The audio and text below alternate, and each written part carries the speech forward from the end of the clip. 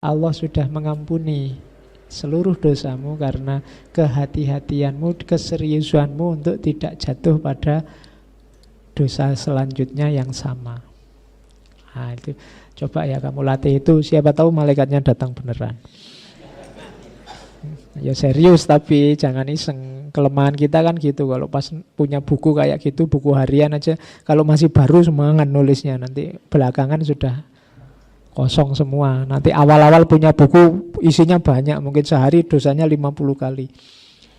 Terus hari kedua ketiga males, sudah nggak kamu catat. Alah ini dosa kayak kemarin aja, kamu nulisnya males wes. Jangan-jangan nanti halaman pertama banyak tulisan, halaman kedua idem terus podo sama kemarin. Oke, jadi muhasabahlah. Kalau ada kesalahan perbaikilah. Kalau diulang lagi bila perlu, kamu hukum dirimu sendiri, ya hukum-hukuman yang ringan yang sebagai peringatan bagi jiwamu. Kalau ada kebaikan-kebaikan lebih, bergembiralah, kasih reward, tidak apa-apa. Nah, itu cara untuk meningkatkan kualitas hidup. Karena kalau tidak ya situasimu akan kayak hari ini terus.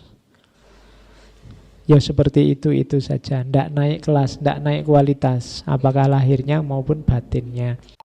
Udah berapa banyak dosa ya yang kita lakuin?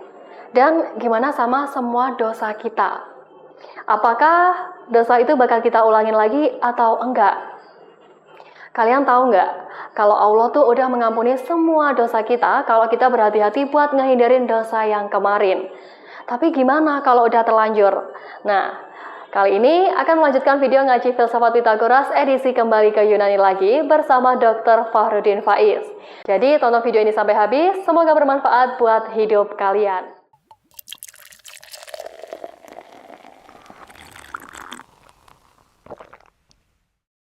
Terus disebut Pitagoras Golden Verses, ayat-ayat emas Pitagoras.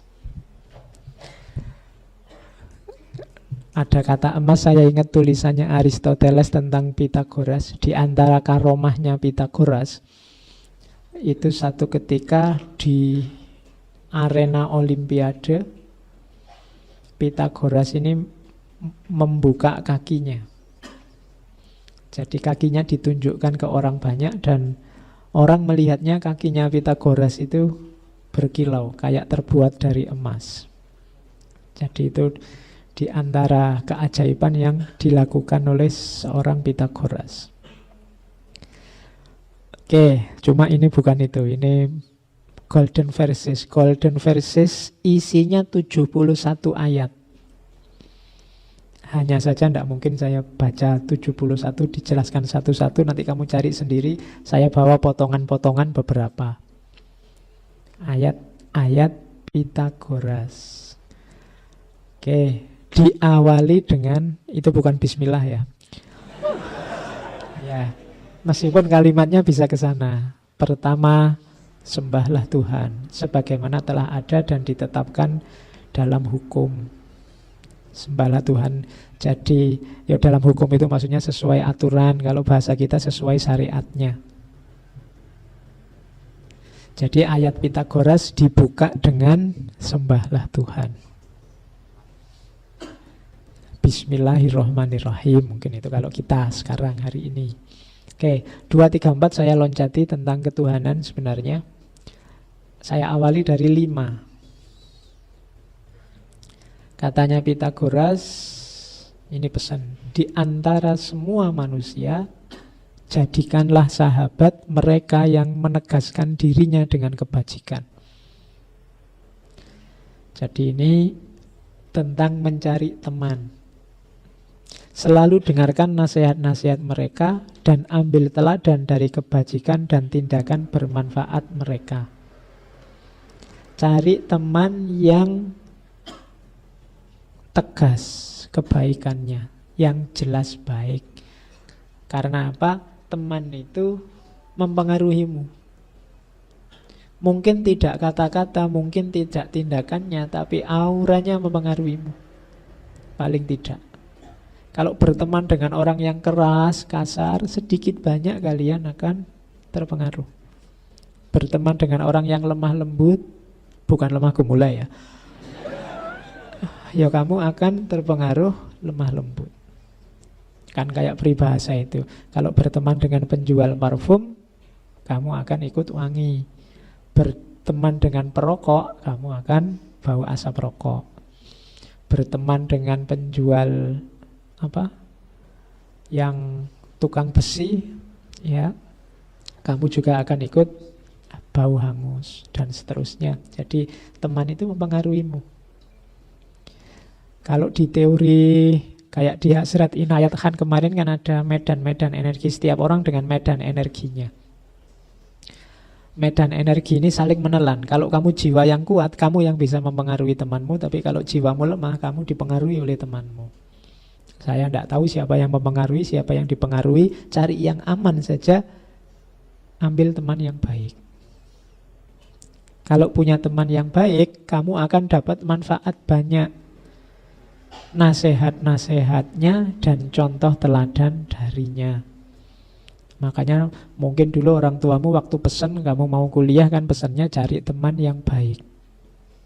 Karena seseorang itu cerminan dari temannya, cerminan dari jiwanya. Kamu kan kadang kalau punya teman tidak cocok dengan jiwamu kan tidak seret. Kalau kamu lembut, punya teman kasar itu kan kamu tidak kerasan. Dia tidak bisa jadi cerminmu. Yang bisa jadi cerminmu itu yang mirip kayak kamu. Kamu cerewet, kok punya teman pendiam. Ini dua-duanya mesti tidak kerasan. Yang satu sebel ini punya teman kok ngomong terus tidak diam-diam.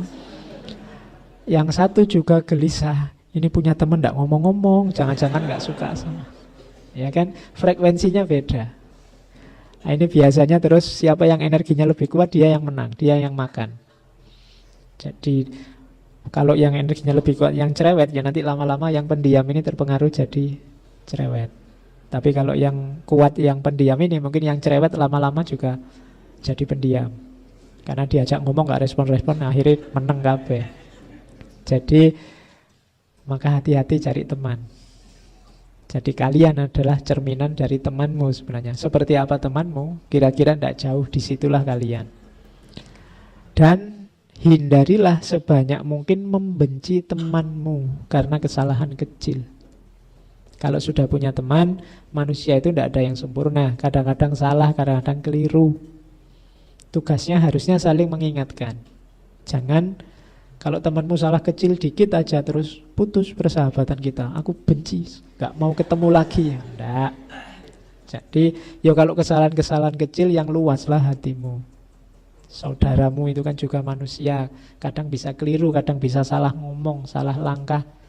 Masa sama temen aja salah ngomong dilaporkan polisi kan enggak. Ya, sekarang kan banyak begitu. Janganlah. Jadi kalau hanya kesalahan-kesalahan yang enggak esensial, maafkanlah, jangan dibenci. Nah, itu rumus hidup awal dari Pythagoras. Karena kunci kesuksesan nanti ada di sini. Makanya Pythagoras mendirikan brotherhood, semacam torekot, biar bisa bareng-bareng orang yang punya frekuensi sama, biar lebih cepat untuk mencapai ideal yang diinginkan. Terus yang kedua, ini tentang hal lain lagi. Ini saya loncat-loncat karena kalau saya urut sampai 71 waktunya nggak nyampe. Ketahuilah semua hal seperti yang sudah aku sampaikan. Dan biasakan dirimu menaklukkan dan mengalahkan hal berikut: kerakusan, kemalasan, nafsu, dan kemarahan. Jadi perhatikan 4 hal ini. 4 hal ini adalah faktor yang paling banyak menaklukkan, mengalahkan, dan menghancurkan orang. Rakus, malas, nafsu, dan marah. Tadi kemarahan sudah dijelaskan bisa membuat orang kehilangan kontrol. Nafsu, ambisi membuat orang kadang menghalalkan semuanya. Malas membuat orang tidak ngapa-ngapain. Rakus juga membuat orang melakukan hal-hal yang tidak seharusnya. Kalau dalam jiwamu ada satu di antara 4 itu, cepat-cepat diperbaiki dan kalahkanlah. Jangan rakus, jangan malas, jangan dikendalikan oleh ambisi, nafsu, dan jangan disetir oleh kemarahan.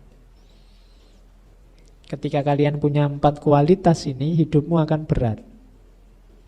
Orang rakus itu tidak akan tenang. Kenapa? Dia selalu ingin lebih. Sebanyak apapun yang sudah dia miliki. Kalau sudah wataknya tamak, rakus, ya ingin nambah terus. Gajinya sudah besar, masih ingin naik terus. Dan tidak ada akhirnya, selalu ingin naik. Itu hidupmu tidak akan tenang. Yang kedua, malas. Kalau ini gak saya jelaskan karena kalian sudah pengalaman.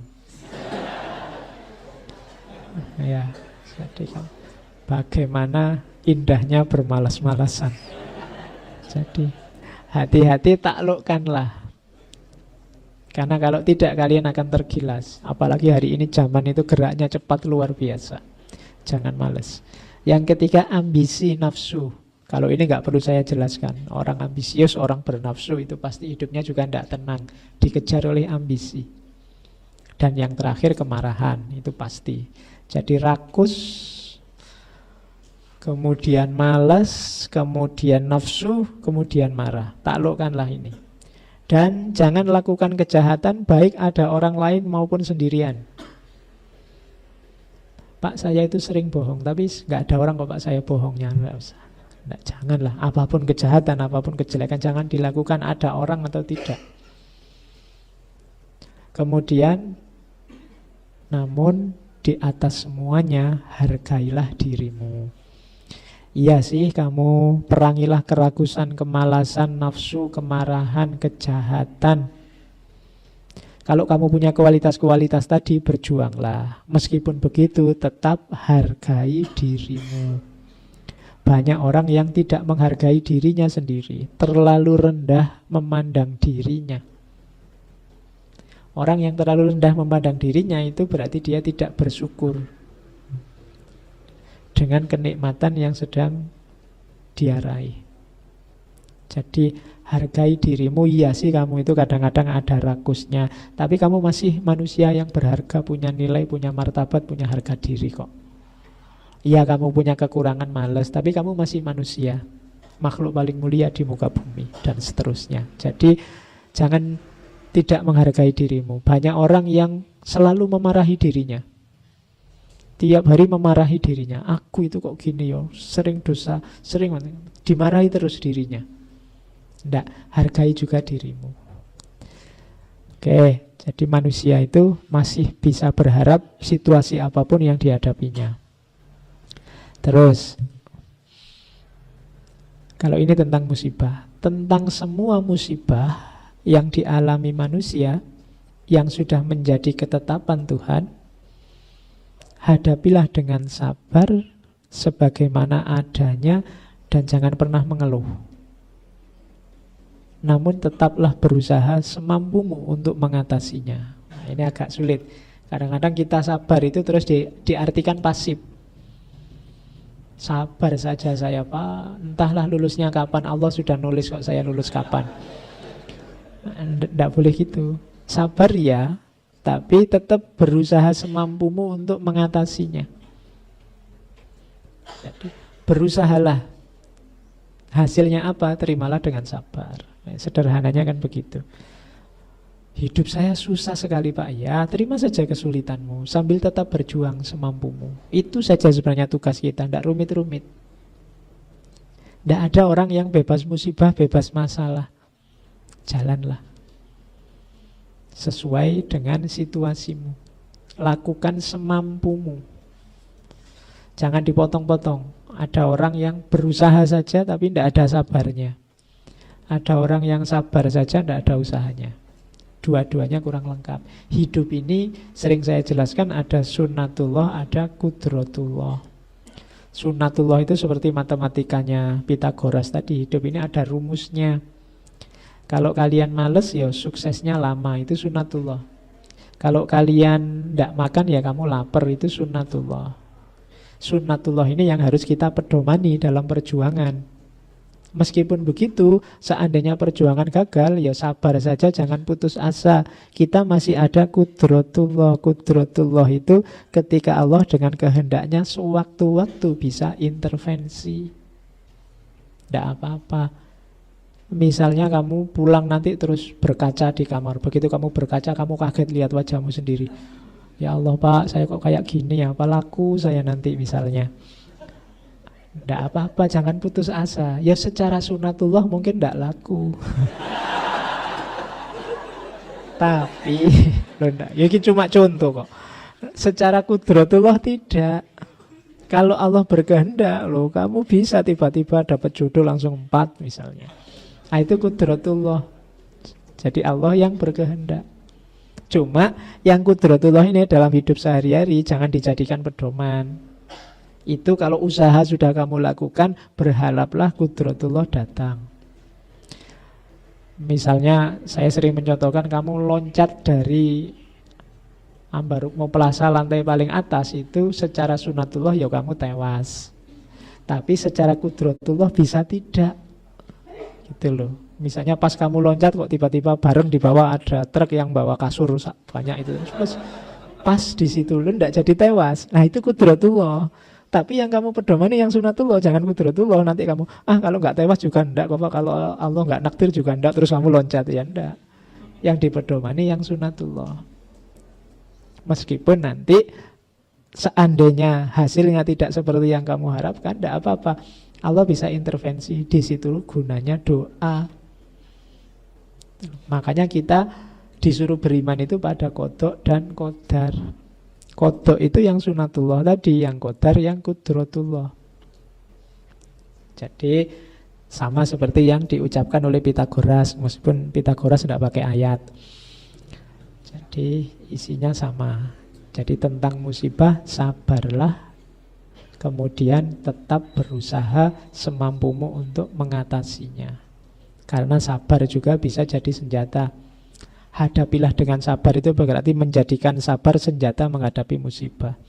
Dan ini kan ada ayatnya. Wasta'inu bisobri wassolah. Minta tolonglah dengan senjata sabar dan sholat. Nah itu. Cuma di sini tidak ada sholatnya, wong Pitagoras tidak muslim. Oke, terus kalau ini menasihati kita hari ini. Ada banyak pandangan di kalangan manusia. Ada yang bagus, ada yang jelek. Jangan terburu memuji atau menolaknya. Saat kesalahannya semakin menjadi, dengarkanlah dengan bijaksana dan persenjatai dirimu dengan kesadaran. Oh, ini malah persis kalimatnya, persenjatai dirimu dengan kesabaran. Jadi di lingkungan sekeliling kita ini banyak orang yang pandangannya macam-macam, yang sering mancing kita untuk komen. Apakah itu memuji atau mencela dan menolak. Katanya Pitagoras, jangan kesusu dipuji, jangan kesusu ditolak. Karena bisa jadi kita tertipu. Karena pandangan orang itu punya konteksnya sendiri-sendiri, punya subjektivitasnya sendiri. Mungkin menurut orang itu dalam situasinya yang bagus itu, tapi dalam situasimu kalau semacam itu jelek. Misalnya dalam situasi kalian ada dalam situasi yang harus segera lulus karena mau DO. Sementara dia ada dalam situasi yang menuntut dia untuk harus sabar karena baru dapat musibah. Kalimatnya mungkin mirip tapi situasi yang dihadapi berbeda. Kalau bagi yang habis kena musibah, kita menghibur dia dengan sabar. Tapi hiburan untuk sabar kalau bagi dia yang terancam DO mungkin tidak efektif.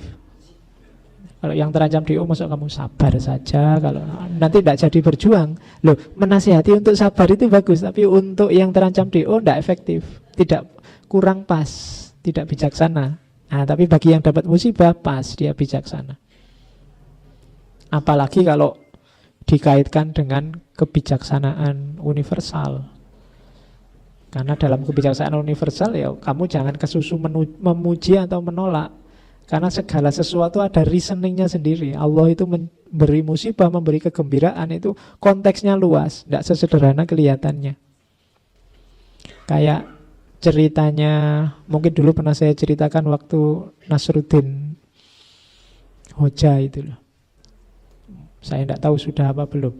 Jadi satu ketika Nasruddin punya kuda. biasanya kan keledai ini tiba-tiba dia punya kuda, kudanya bagus. Nah, terus tiba-tiba datang raja. Raja ini tertarik dengan kudanya Nasruddin. Terus raja ini, Nasruddin, kudamu bagus, tak beli ya, berapapun tak bayar. Katanya Nasruddin, oh saya sayang sama kuda ini, tidak saya jual. Berapapun loh ini, iya saya tidak saya jual. Begitu rajanya pulang gak jadi beli, tetangganya komen semua. Bodoh sekali kamu, mau dibeli berapapun kok enggak, kuda aja kan bisa beli lagi banyak. Katanya Nasruddin, suka-suka gua dong. Wong kuda-kudaku, kamu enggak usah komentar lah, enggak ngerti situasinya kan gitu. Besoknya kudanya hilang. Wah, tetangganya komen lagi. Banyak. Ya kayak di medsos itu kan tambah panjang. Kemarin sing komen ratusan, ini 500-an komen semua. Sudah dibilangin, buat coba kemarin kamu kasih ke raja kan enak, kamu dapat uang. Sekarang hilang. Sudahlah, nggak usah komen, aku yang lebih ngerti. Besoknya kudanya pulang lagi bawa banyak kuda yang lain. Kuda liar dari hutan. Mungkin kudanya ini ngerti, wah aku dibelain ini sama tuanku, terus dia nyari teman banyak. Nah, tetangganya komen lagi, banyak lagi komen. Wah ternyata memang bener kamu, sekarang kamu punya banyak kuda nih. Pinter banget kamu, komen lagi banyak. Terus karena yang dibawa banyak kuda liar, anaknya nyoba kuda ini, jatuh, kakinya patah. Wah komen lagi banyak. Ya, ternyata kudanya malah membawa bencana, rugi kamu. Pokoknya Nasruddin alah suka-suka gua. Pokoknya tiap hari dia suka-suka aja. Terserah orang komen apa. Kok dilalah ketika anaknya kakinya patah, panglima kerajaan datang ke kampung itu nyari anak-anak muda untuk jadi pasukan perang. Karena negara sedang butuh tenaga muda untuk jadi tentara. Semuanya diangkut, kecuali anaknya Nasruddin. Kenapa? Karena kakinya patah. Wah, alhamdulillah anaknya nggak ikut akhirnya. Komen lagi semua tetangganya banyak. Ya, jadi hari ini kan kita peradaban ini serba komen, serba itu. Rumusnya Nasruddin sederhana, suka-suka gua aja lah, terserah yang komen. Kalau dia mendengarkan orang komen tadi mungkin pontang-panting dia. Tapi alam semesta bekerja dengan logikanya sendiri. Kadang-kadang yang kita anggap bencana ternyata dia anugerah. Tadi kakinya patah dianggap bencana, ternyata anugerah. Tadi nggak dapat uang dari raja dianggap bencana, ternyata anugerah, dapat kuda banyak dan seterusnya. Maka jangan terburu memuji, jangan terburu menolak. Ini mengingatkan kita, hari ini kan kita peradaban komen. Negara dengan populasi komentator paling besar kan Indonesia. Hati-hatilah dengan komen, jangan terburu memuji, jangan terburu-buru menolak. Terus ini agak panjang. Perhatikan baik-baik. Di setiap saat apa yang akan kukatakan padamu. Jangan biarkan siapapun dengan kata-kata atau perbuatannya membuatmu tergoda.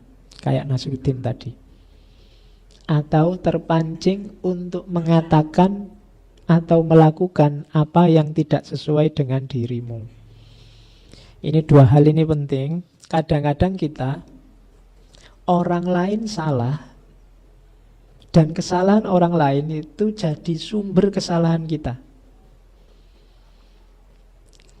Orang ini salah, terus kita maki-maki kesalahannya. Ini berarti apa? Kesalahannya dia jadi sumber kesalahan kita. Itu salah double namanya. Dan ini sering terjadi. Berarti apa? Kejelekan orang lain menggoda kita untuk melakukan kejelekan. Banyak terjadi seperti itu. Maka Pythagoras menasihati kita, jangan biarkan siapapun dengan kata-kata atau perbuatannya membuat kita tergoda, terpancing mengatakan atau melakukan yang tidak sesuai dengan dirimu. Dia punya situasi sendiri, kamu punya situasi sendiri. Jangan terpancing. Istiqomahlah dengan kebaikanmu. Kadang-kadang kita mengkritik orang yang mencaci maki dengan cara mencaci maki dia balik. Itu sama, kita berarti satu level dengan dia. Podo-podo tukang caci maki.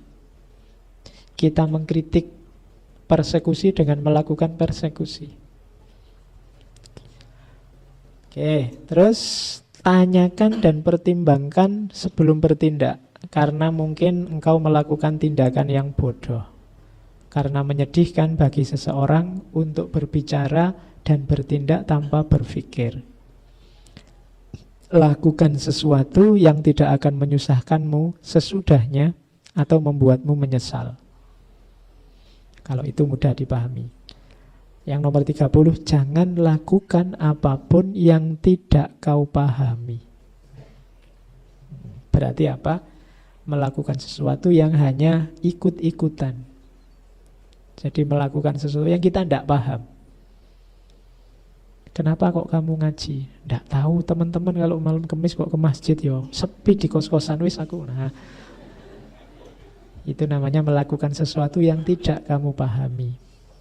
Pastikan kamu paham dengan apapun yang kamu lakukan biar tidak menyesal.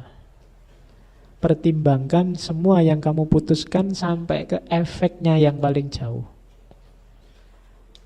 Dari situ pelajarilah semua yang kau ketahui dan dengan itu engkau akan hidup dengan sangat bahagia. Jadi ketahuilah apa yang mau kita lakukan dan pelajarilah apa yang perlu kita ketahui. Ini dua hal yang kelihatannya beda tapi sebenarnya saling nyambung. Kalau dipelajarilah semua yang perlu kau ketahui, itu berarti apa? Carilah ilmu yang benar-benar manfaat. Jangan hanya nyari ilmu, nyari wawasan hanya untuk koleksi yang tidak berguna. Cari ilmu yang benar-benar manfaat atau ambillah manfaat dari setiap ilmu yang kamu gali. Di situ nanti sumbernya kebahagiaan. Bahagia itu kan ketika idealmu cocok dengan kenyataannya. Ideal untuk cocok dengan kenyataan itu kita butuh ilmu. Maka pelajarilah semua yang perlu kau tahu, maka dengan itu engkau akan hidup sangat bahagia. Kalau ini fisik, jangan mengabaikan kesehatan tubuhmu. Berikanlah makan dan minum sesuai ukurannya, dan latihlah tubuhmu sesuai kebutuhan. Yang ku maksud ukuran adalah apa yang tidak akan membuatmu tidak nyaman. Biasakan dirimu dengan jalan hidup yang tertib dan sederhana tanpa bermewahan. Hindari segala hal yang mengundang kecemburuan. Kalau ini mengelola fisik, kalau tadi kan mengelola batin. Yang ini fisik juga harus kita openi, kita perhatikan, karena ini juga amanat dari Tuhan. Cuma kalau yang fisik-fisik penuhi sesuai ukurannya saja. Termasuk olahraga. Olahragalah sesuai kebutuhan saja. Kenapa ya? Jangan overdosis. Makan yang overdosis jelek. Olahraga yang overdosis juga jelek. Ndak olahraga jelek, apalagi ndak makan tambah jelek. Jadi penuhi secukupnya saja. Berlebihan jelek, kekurangan juga jelek.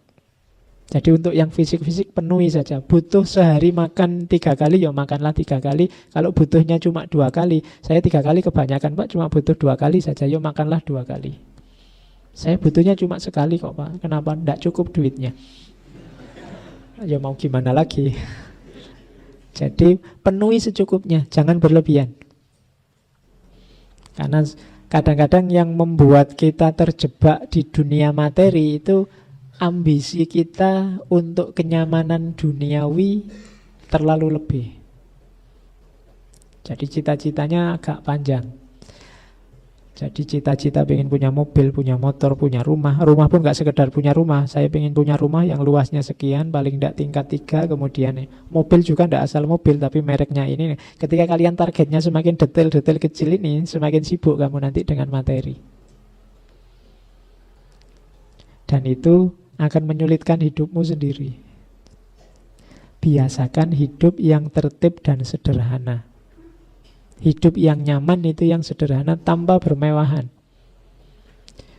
Ada beda antara hidup mewah dengan bermewahan. Bermewah-mewahan itu berarti hanya untuk show, untuk pamer. Tapi kalau mewah dengan sendirinya, itu rezeki namanya dari Allah. Jangan bermewahan. Tapi karena ada orang memang yang ditakdirkan kaya. Dalam rangka apa? Harmoni tadi. Kalau semua orang miskin, yang sodako siapa? Ya kan? Kalau semua orang miskin, hukum saling membantu tidak akan jalan. Saling menolong, kerjasama tidak akan jalan.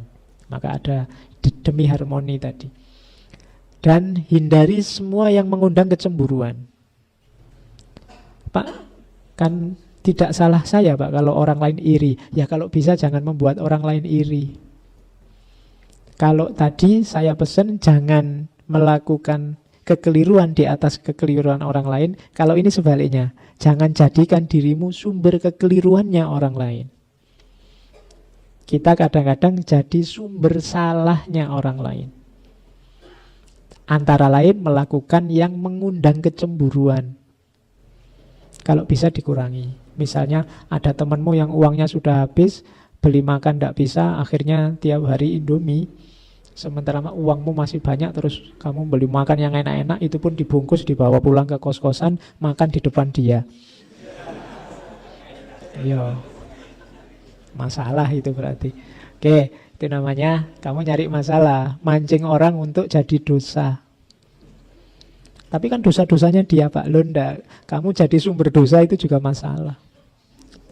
Kan kamu sering begitu, biar aja dia ngomong jelek tentang aku, kan nanti dosanya dia tambah banyak, dosaku pindah ke dia semua. Lo kalau bisa kamu jangan jadi sumber yang bisa diomongkan semacam itu. Oke, jadi hindari segala yang mengundang kecemburuan. Oke, jadi ini nasihat dari Pitagoras.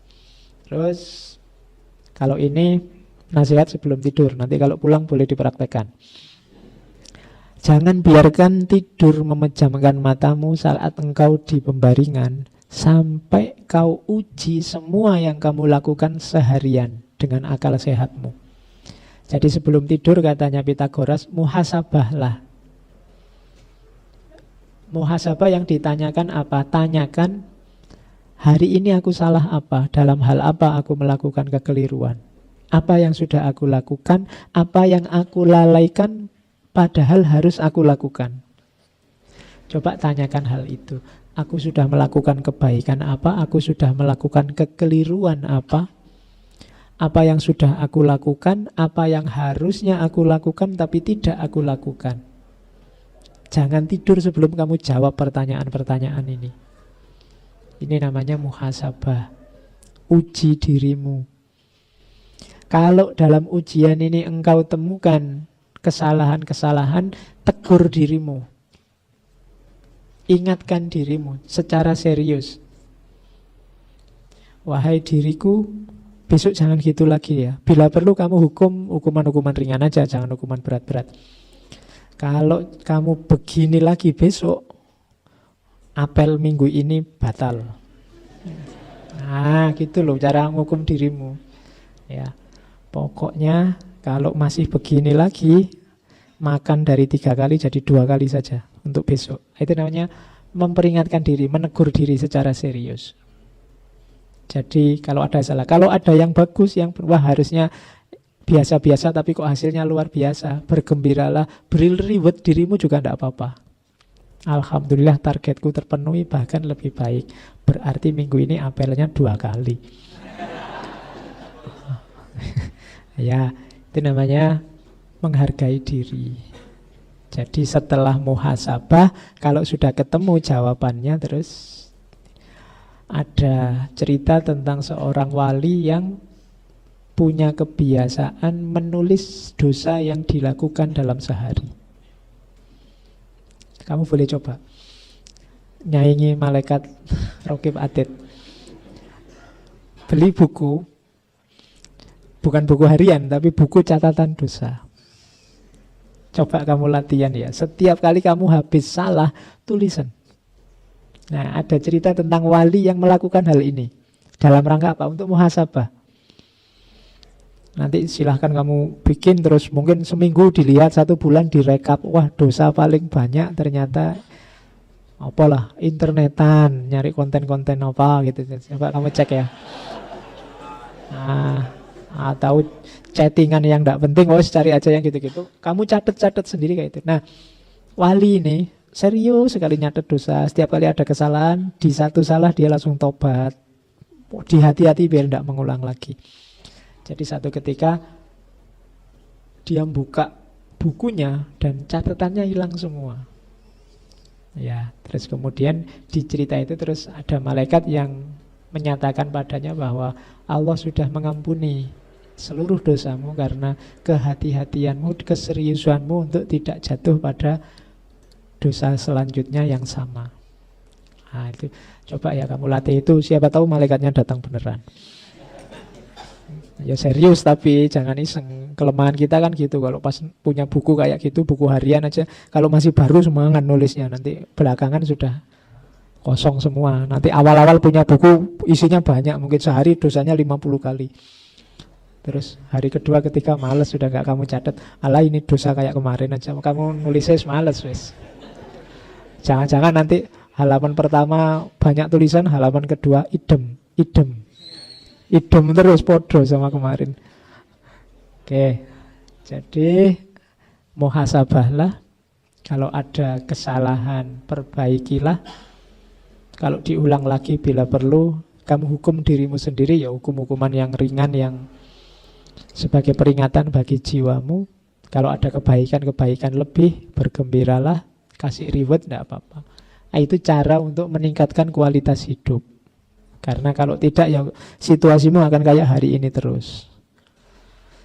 Ya seperti itu saja. Tidak naik kelas, tidak naik kualitas, apakah lahirnya maupun batinnya.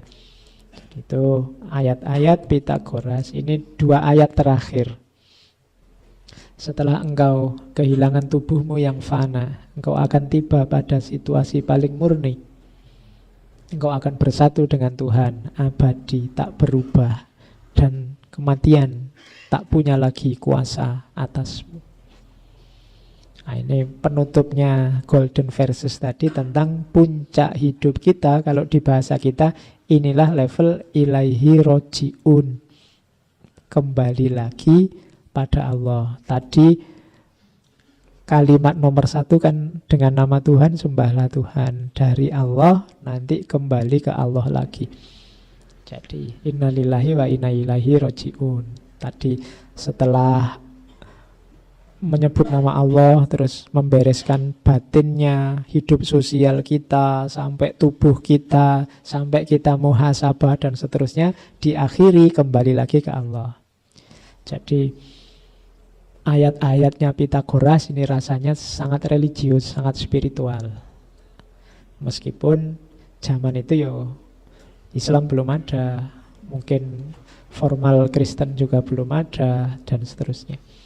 Jadi inilah gagasan-gagasan, kebijaksanaan dari seorang Pitagoras. Masih luas pandangan-pandangannya, di banyak referensi masih banyak. Ada sumber-sumber yang bisa kamu download gratis kalau hari ini secara online, termasuk buku-buku yang ditulis tentang Pitagoras. Karena Pitagoras sendiri tidak meninggalkan karya original yang ditulis dia langsung.